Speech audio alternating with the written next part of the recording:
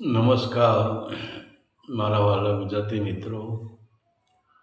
અલગ ધણી સાહિત્ય ચેનલમાં અર્જુન ડાભી આપનું સ્વાગત કરે છે. તો આજે આપણે જોઈશું કે હનુમાનજીની પૂંછનું રહસ્ય. તો હનુમાનજી કોણ છે અને હનુમાનજીની પૂંછ કોણ છે, આ બંને અલગ અલગ છે. તો અહીંયા રહસ્ય પડ્યું છે કે જ્યારે રાવણ શિવજીની તપસ્યા કરતો હતો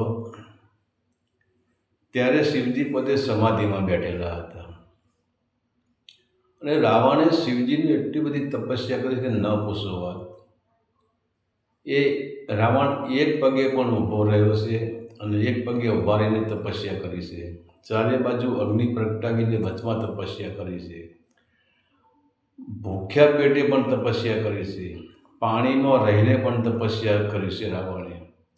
અને એમ છતાંય રાવણને જો શિવજી પ્રસન્ન ન થયા તો એને પોતાના શરીરની નસો ખેંચી નાખી છે અને એ નસો ખેંચીને એને એક વાજિંત્ર બનાવ્યું છે, જેને આજે આપણે પણ રાવણ હથ્થો કહીએ છીએ. તો વિચાર તો કરો કે જે રાવણે પોતાના શરીરમાંથી એની રક્તવાહિનીઓ, એની નસો ખેંચીને શિવજીને પ્રસન્ન કરવા માટે એક રાવણ હથ્થો બનાવ્યો અને એના સંગીતના તાલમાં પછી શિવ મંત્ર જાપ રાવણ કરતો હતો.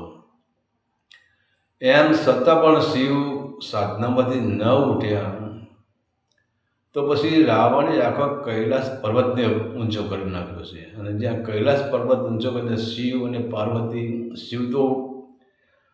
શિવની સાધના તૂટી ગઈ અને પાર્વતીએ શિવને કહ્યું કે જુઓ તો ખરો આ કોણ છે. અને શિવે આમ નજર કરી એટલે જોયું ગયા તો કે રાવણ છે.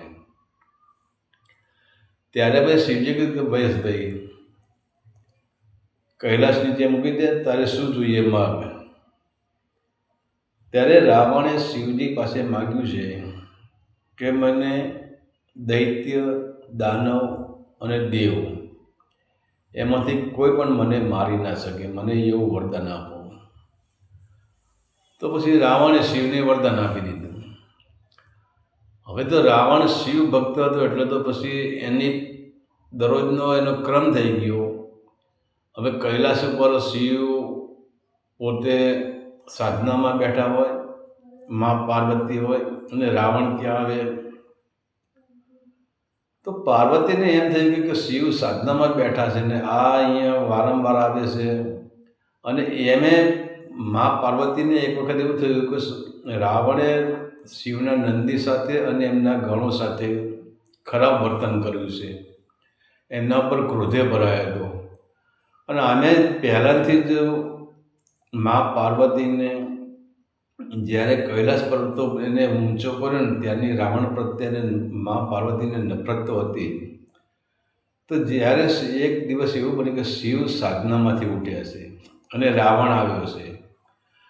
રાવણ આવ્યો એ ટાઈમે શિવજીના ગણો અને નંદી બધાએ રાવણને કહે છે કે ભાઈ શિવ સાધનામાં બેઠા છે, મા પાર્વતી એકલા છે કે ત્યાં જવાની મંજૂરી નથી. બધું રાવણ બધા સાથે યુદ્ધનો લલકાર આપે છે, બધા સાથે અહંકાર કરે છે. અને પાર્વતીજીને એમ થઈ ગયું કે આ અહીં આવવો જ ના જોઈએ. ત્યારે પાર્વતીજીને એમ થયું કે આ શિવ ભક્ત છે એટલે આ બચી જાય છે, નહીંતર હું મારા ક્રોધજ્ઞથી અને હું બાળીને ભસ્મ કરી દઉં. પણ શિવ ભક્ત છે એટલે મને એના પર થોડી કૃપા થાય છે કે મારા સ્વામીનો જ ભક્ત છે એટલે હું મને કંઈ કરી શકતી નથી. પણ એ ટાઈમે મા પાર્વતી પ્રતિજ્ઞા લે છે કે આની લંકા છે ને, આની લંકાને હું ભસ્મીભૂત ન કરી દઉં ને તો મને ઓળખી કોણ પછી. તો મા પાર્વતીજીએ મનોમન પ્રતિજ્ઞા લઈ લીધી હોય છે. અને જ્યારે પછી શિવજી સાધનામાંથી ઉઠે છે ત્યારે પાર્વતીજી કહે છે કે જુઓ મહાદેવ, આ રાવણ તમે સાધનામાં બેઠા હોય અને તમે આપણા ગણોને હેરાન કરે છે, આપણા નંદીને પણ હેરાન કરે છે અને વારંવાર અહીંયા તમારા કે મારે તો શિવના દર્શન કરવા છે, શિવના દર્શન કરવા છે, તો તમારા મને અહીં આવે છે. અને એક બે વખત મેં પણ એને ના પાડી કે જ્યાં સુધી શિવ સાધનામાં હોય ત્યાં સુધી તારે અહીં નહીં આવવાનું. પણ એને મારું અપમાન કરી દીધું, નંદીનું અપમાન કરી દીધું, આપણા ગણોનું અપમાન કરી દીધું. એટલે આ ભયંકર અહંકારી માણસ છે. તો એ અહંકારી માણસ કૈલાસ ઉપર ના આવવો જોઈએ. અને બીજું, મા પાર્વતીએ શિવને કહ્યું કે ઠીક છે, તમારો ભક્ત છે એટલે, પરંતુ હું એને લંકાનું અભિમાન છે ને, એને સોનાનું અભિમાન છે ને, એ સોનાની લંકા હું બાળીને ભસ્મ કરી દઈશ. ત્યારે શિવ કહે કે સારું, વાંધો નહીં, હું એને સમજાવી દઈશ. ત્યાર પછી શિવ પોતે રાવણને કહે છે કે રાવણ, આજ પછી તારે કૈલાસ ઉપર નહીં આવવાનું. હું સામે ચાલીને લંકામાં તારી પાસે મારી સેવા કરાવવા આવી જઈશ. તો હવે આ તો દરરોજ શિવને કૈલાસથી લંકામાં રાવણ પાસે જવું પડે અને રાવણને કહેવું પડે કે અલ્લા ભાઈ જલ્દી કર, તું સેવા કરી લે, મારે કૈલાસ ઉપર જવાનો સમય થઈ ગયો છે. હવે ધીરે ધીરે ધીરે શિવ લંકામાં જવા લાગ્યા અને આ બાજુ જ્યારે સમય પાકે ને ત્યારે જ ફળ પાકે અને ત્યારે જ ફળ પાકે ત્યારે એ ફળ તૂટીને નીચે પડે. તો રાવણનો સમય પણ પાકી ગયો હતો. તો અહીંયા ભગવાન શિવનું રાવણને વચન પડ્યું હતું. ભગવાન શિવે કહ્યું હતું કે ભાઈ તું દૈત્યોથી અને દાનવથી અને દેવોથી તારું મૃત્યુ નહીં થાય. તો જ્યારે રાવણનો પાપ ભરાણું ત્યારે ભગવાન વિષ્ણુને ભગવાન શિવને કીધું કે હવે શું કરવું. ત્યારે શિવ કહે છે કે હે પ્રભુ, હવે તો એક જ રસ્તો છે, કારણ કે મેં એને વચન આપ્યું છે કે તું દૈત્યોથી, દાનવથી અને દેવોથી તારું મૃત્યુ નહીં થાય. તો હવે તમારે મનુષ્ય જન્મ તો લેવો જ પડશે. અને ત્યાર પછી આપણે જોઈએ છે કે ભગવાન વિષ્ણુએ ભગવાન રામ તરીકે અયોધ્યામાં જન્મ લીધો છે, એમનો રામનો અવતાર ધારણ કર્યો છે. હવે જ્યાં ભગવાન વિષ્ણુ રામનો અવતાર ધારણ કરવાની તૈયારી કરે છે, ત્યાં સર્વ દેવોએ નક્કી કર્યું કે આપણે પણ ભગવાન રામના સાનિધ્યમાં રહીને આપણે એમને પણ રાવણના મારવા માટે આપણે પણ મદદ કરીએ. તો પછી દરેક દેવોએ એમની મરજી પ્રમાણે બધા થોડો અવતાર લીધા છે. તો શિવને પણ એક સંકલ્પ થયો કે હું પણ એક અવતાર લઉં. હવે બધા દેવોએ અવતાર લીધો હોય, એને એમની પત્ની સાથે અવતાર લીધો છે. વિષ્ણુજીએ પણ એમની પત્ની એટલે કે લક્ષ્મીજી સાથે અવતાર લીધો છે. વિષ્ણુજીએ રામનો અવતાર લીધો, લક્ષ્મીજીએ સીતાજીનો અવતાર રૂપ ધારણ કર્યું.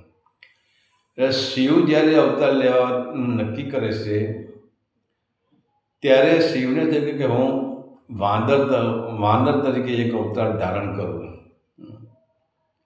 હનુમાનજી તરીકે હું અવતાર ધારણ કરું. પણ ત્યાં માતા પાર્વતીજી કહે છે કે તમે હનુમાન તરીકે અવતાર ધારણ કરો અને એનો મને કંઈ અફસોસ નથી, પછી મારું શું થાય? તમે હનુમાનનો અવતાર ધારણ કરી તમે તો રામ પાસે જતા રહો, તો હવે મારું શું થાય? તો શિવ કહે તો હવે મારે શું કરવું? ત્યારે મા પાર્વતીજી કહે છે કે હું તમારી સાથે જ રહીશ. એટલે શિવ કહે કેવી રીતે? ત્યારે મા પાર્વતી પહેલાંથી સંકલ્પ કરેલો હશે અને મા પાર્વતી પહેલેથી નક્કી કે આવી ઘટના ઘટવાની છે. તો મા પાર્વતીજી ભગવાન શિવને કહે છે કે તમે વાનરનો અવતાર લો, તમે હનુમાનજીનો અવતાર લો, પણ તમારું પૂંછ હું બનીશ. તમારા પૂંછડામાં મારું રૂપ હશે અને હું જ તમારા પૂંછનું રૂપ ધારણ કરીશ. ત્યાર પછી ભગવાન શિવજી પોતે હનુમાનજીનો 11મો રુદ્ર અવતાર ભગવાન શિવ પ્રગટ થાય છે અંજનીના ત્યાં, અને એનું હનુમાનજીનું પૂંછ હોય છે એ સ્વયં મા પાર્વતીનું રૂપ હોય છે. તો આ તો રાવણને ખબર નથી, પણ જ્યારે રાવણ સીતાજીનું અપહરણ કરી ગયો અને જ્યારે હનુમાનજી સીતાજીની શોધમાં લંકામાં ગયા અને ત્યારે પછી હનુમાનજીની પૂંછ ઉપર જે ગોદડા વીંટવામાં આવ્યા, એના પર તેલ નાખવામાં આવ્યું અને જ્યારે પૂંછને સળગાવવામાં આવ્યું, ત્યારે રાવણે જોયું કે જેટલી હનુમાનજીની તાકાત નથી એનાથી 10 ગણી એ પૂંછની તાકાત હતી. તો રાવણને થઈ ગયું કે હનુમાનજી કરતાં તો એનું પૂંછ શક્તિશાળી છે, આ બને જ કેવી રીતે? રાવણને સંકલ્પ વિકલ્પ થવા માંડ્યો. ત્યારે રાવણે લંકા તો બળી જ રહી છે, પણ સતત રાવણે જે એમનું શિવલિંગ હતું લંકામાં, શિવલિંગ પાસે જઈને એને શિવજીને યાદ કર્યા, શિવજીનું ધ્યાન ધર્યું. ત્યારે શિવ પ્રગટ થાય છે. ત્યારે રાવણ કહે છે કે પ્રભુ, મારા અંદર શંકા છે અને શંકાનું નિવારણ તમારે કરવું પડશે. ત્યારે શિવ કહે છે કે શું શંકા છે, બોલ. ત્યારે રાવણ કહે છે કે હનુમાનજી કોણ? ત્યારે ભોલેનાથ શિવ કહે છે કે હું સ્વયં, મારો 11મો રુદ્ર અવતાર એ હું સ્વયં હનુમાનજી છું. તો કે તને હનુમાનજી છે બરાબર, પણ હનુમાનજી કરતાં મેં જોયું કે હનુમાનજીની પૂંછમાં એના કરતાં 10 ગણી શક્તિ છે. તો આ પૂંછની શક્તિ ક્યાંથી આવી? ત્યારે ભગવાન ભોલેનાથ કહે છે કે હે રાવણ, આ પૂંછ સ્વયં પાર્વતીજીનું સ્વરૂપ છે. અને જ્યારે તે કૈલાસ પર્વત ઉપર કૈલાસ પર્વતને ઊંચો કર્યો હતો અને જ્યારે તે પાર્વતીજીનું અપમાન કર્યું હતું, ગણનું અપમાન કર્યું હતું અને નંદીનું અપમાન કર્યું હતું, ત્યારે પાર્વતીએ સંકલ્પ કર્યો, ભલે એને બહાર જાહેર કર્યો નથી પણ એને અંદર સંકલ્પ કર્યો હતો કે લંકાના રાવણને અભિમાન ન ઉતારવું અને લંકાને ન બાળવું, એવો લંકાને બાળીને ભસ્મ કરી દેવું, એવો પાર્વતીજીએ સંકલ્પ કરેલો હતો. અને જ્યારે રામે જન્મ અવતાર ધારણ કર્યો ત્યારે બધા દેવો રામને સહાય કરવા માટે પોતપોતાનું રૂપ ધારણ કરીને આવ્યા છે, પણ હું પણ હનુમાનજી તરીકે મારો 11મો રુદ્ર અવતાર મેં ધારણ કર્યો છે અને પાર્વતીજી મારી સાથે મારા પૂંછમાં જ જોડાયેલા છે. ત્યારે શિવજી રાવણને કહે છે કે હે દશાનંદ, હે રાવણ, હવે તું મારો ભક્ત છે, તો હવે તું મારી એક વાત સાંભળ કે તું સીતાજીને લંકામાં લાવ્યો છે, હવે તારે ને રામને તારે યુદ્ધ થવાનું છે, તો હવે તારા કુળનો ઉદ્ધાર થવાનો છે. એટલે તું પહેલાં એક કામ કરજે, તારા જે કુટુંબીઓ હોય, તારા ભાઈ હોય, તારા પુત્ર હોય, એમને પહેલાંથી યુદ્ધમાં મોકલજે અને એ લોકોનો ઉદ્ધાર થઈ જાય અને પછી તું રામ સાથે યુદ્ધમાં જજે, એટલે તારો પણ ઉદ્ધાર થઈ જશે. ત્યારે રાવણ બહુ સરસ કહે છે કે હે મહાદેવ, અમે તો યુદ્ધ કરી શકીએ એવા છે, પણ મારો ભાઈ જે વિભીષણ છે એ તો ભક્ત માણસ છે, એ તો યુદ્ધ નહીં જ કરી શકે, એ તો રામનો ભક્ત છે. ત્યારે મહાદેવ કહે છે, ભોલેનાથ કહે છે કે હે રાવણ, તું એને લંકામાંથી ત્યજી દેજે, એટલે લંકામાંથી કાઢી મૂકજે, મતલબ તો સીધો રામના શરણોમાં જશે અને એનો પણ ઉદ્ધાર થઈ જશે.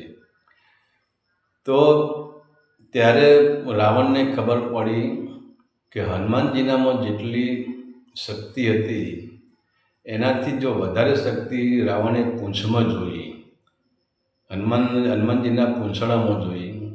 ત્યારે ભગવાન શિવ કહે છે કે હે રાવણ, જે મારું પૂંછ છે ને એ સ્વયં પાર્વતી છે, સ્વયં મહાશક્તિનો, અને મહાશક્તિને મારાથી જુદી ના પડે, કેમ કે શિવ વિના શક્તિ અધૂરી છે અને શક્તિ વિના શિવ અધૂરો છે. એટલે જ મહાશક્તિએ મારા જ શરીરને જોઈન્ટ રાખીને પૂંછનું રૂપ ધારણ કરીને તારી લંકાનું દહન કર્યું છે.